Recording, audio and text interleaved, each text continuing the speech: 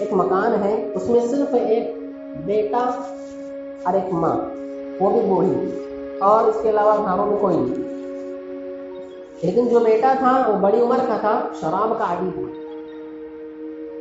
ماں بیچاری محنت مزدوری کر کے اپنا بھی پیٹ پالتی اور اس لٹھے کا بھی پیٹ پالتی. اس بدبخت کی عادت یہ ہوتی کہ رات میں 2 بجے آتا گھر پر، جبکہ والدہ دن بھر تھک ہار کر کام دھندے کر کر بیچارے سکون سے سو رہی ہوا کرتی. یہ آتا 2 بجے اور دستک دیتا دروازے پر کہ ماں اٹھ، میں آیا ہوں، دروازہ کھول. بیچاری بوڑھی ماں لاٹھی لے کر اٹھتی، دروازہ کھول کر اس کو نصیحت کرتی، بیٹا سب کچھ کر لیکن شراب چھوڑ. نصیحت کر کے سمجھاتی، بیٹا شراب نہ پی. نہیں مانتا. ماں کی نصیحتوں سے تنگ آ کر ایک دن اس نے یوں کیا کہ بڈھی کا یہ روز کا حال ہے، جب جاؤ کھانا پانی دیتی نہیں، بس آ کر نصیحتیں شروع کر دیتی ہیں. ایک دن یہ ہوا کہ دروازہ کھولی تو ماں کو گھسیٹتا ہوا لایا اور گھاٹ پر باندھ دیا. بھاگنے کے بعد کچن میں تیل تلاش کیا، تیل ملا تو ماں کے اوپر امیل دیا.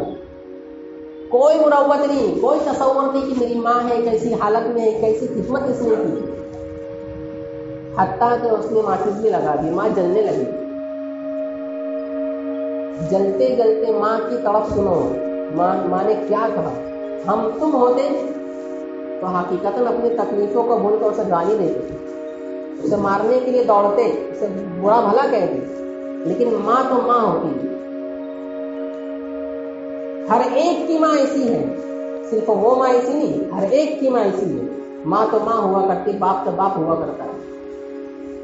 ماں جل رہی ہے، تڑپ رہی ہے، لیکن کیا کر رہی ہے؟ سنو بیٹا، تم نے مجھے جلایا، یہ آگ مجھے برداشت ہے، لیکن کل آخرت میں شراب پینے کی نحوست کی وجہ سے جب تو جہنم میں جلے گا، اس وقت تو جلے گا تو مجھے برداشت نہیں ہوگا. بیٹا میں مر رہی ہوں، لیکن آخر نصیحتیں کرتی کہ شراب پینا چھوڑ. یہ ماں ماں ہوا کرتی. لیکن ہم لوگوں نے ماں کی نافرمانی کی، والدین کی ناقدری کی. ایسے ناقدروں کی بھی اللہ تعالیٰ مغفرت نہیں کرتا. کیسے کرے گا؟ جن والدین نے بچپن سے لے کر بڑھاپے تک سنبھالا، کیسا سنبھالا؟ جیسا معصوم بچہ تھا، چھوٹا سا بچہ تھا، جس طریقے سے وہ اس وقت سنبھالا کرتی تھی، ویسے ہی آج ہمیں سنبھالتی. بیوی والا ہو گیا، بچوں والا ہو گیا، اگر نانا اور پوتے والا بھی ہو گیا، اگر ماں زندہ ہے تب بھی خیال رکھتے میرا بیٹا کھانا کھایا کہ نہیں کھایا. تو اللہ کیسے مغفرت کر سکتا ہے ایسے مضبوط بندوں کی جو اپنے والدین کی ناقدری کرے. چوتھا وہ شخص جس کی پینٹ ٹخنوں سے نیچے لٹکا رکھی ہے، اللہ ایسے کی بھی مغفرت نہیں کرتا. آج ہم نے فیشن کے نام پر اللہ کے نبی کی سنتوں کو کنارے کر دیا، آرے چلوا دیے، آرے صرف اس لیے کہ فیشن ہے. فیشن بھی تو فیشن ہو تو مانے، ایسے ایسے بھیڑنگے فیشن کیے جا رہے، شرم آتی ہے. اگر ان فیشن کرنے والوں سے کہو کہ ساری پینٹ اتار کے گھومو ننگا، گھومنے کے لیے تیار نہیں ہے، شرم آئے گی. لیکن وہیں اسی پینٹ کو آگے سے پھاڑ دو، پیچھے سے پھاڑ دو، درمیان سے پھاڑ دو تو کہتے ہیں فیشن، شائننگ مارتا. جب تمہیں سطر بتلانا ہی ہے تو پورا سطر بتلاؤ بھی، چاہے سطر تھوڑا ہو چاہے سطر واضح ہو، زیادہ ہو، گناہ میں تو دونوں شریک ہیں.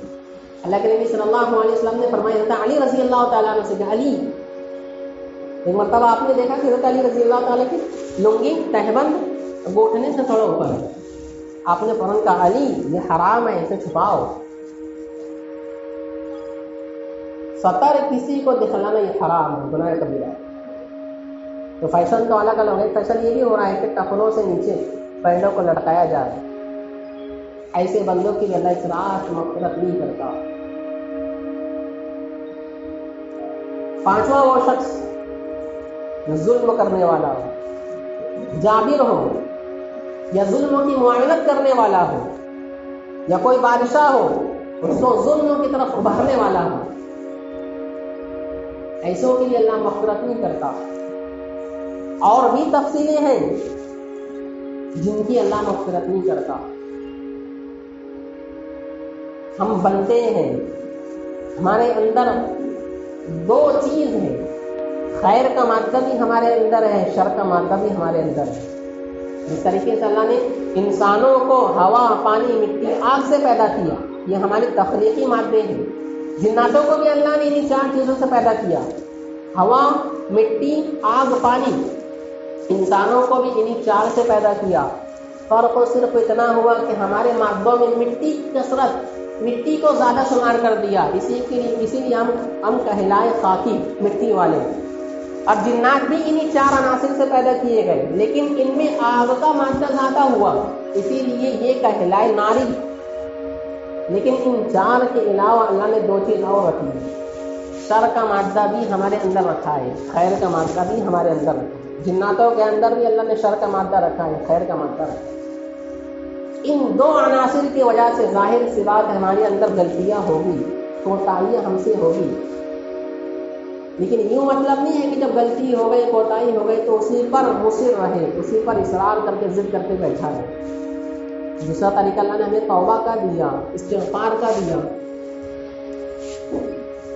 اور آج کی یہ رات وہی ہے، غنیمت والی رات ہے، نعمتوں والی رات ہے۔ آخری بات میں کہہ کر ختم کرتا ہوں کہ اس رات کی ناقدری سے بچیں۔